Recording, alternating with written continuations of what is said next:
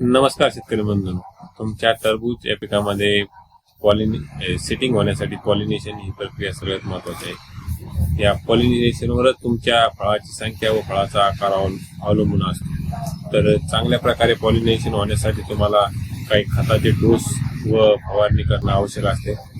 यामध्ये सूक्ष्म अन्नद्रव्यामध्ये बोरॉन हा घटक सगळ्यात महत्वाचा असतो। बोरॉनचं कार्य काय आहे तर तुमच्या परागकणाची गुणवत्ता वाढवतो व तुमच्या पिकाला तुमच्या फुलामध्ये पोलन ट्यूब निर्माण करण्यास मदत करते। त्याच्यानंतर कॅल्शियम नायट्रेट, कॅल्शियम हा घटक काय करतो तर तुमच्या फळाची साईज व फळगळ कमी करण्यासाठी कार्य करतो। तर तुम्हाला काय करायचे आहे, 4 किलो कॅल्शियम नायट्रेट व अर्धा किलो बोरॉन हे ड्रीपद्वारे सोडायचे आहे।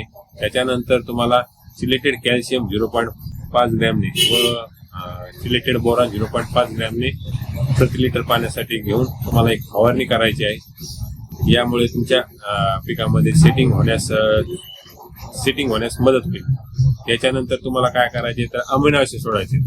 अमिनो ऍसिड काय करतात तर अमिनो ऍसिड हे तुमच्या झाडामध्ये ऊर्जा वाढवण्यासाठी काम करतात। त्यामुळे तुमच्या झाडाला ची सेटिंग चांगल्या प्रकारे होत असते। त्याच्यानंतर तुम्ही सीव्हीड एक्स्ट्रॅक्ट वापरू शकता। सीव्हीड एक्स्ट्रॅक्ट पण तुमच्या झाडामध्ये चांगल्या प्रकारे ऊर्जा वाढवण्यास मदत करते। धन्यवाद।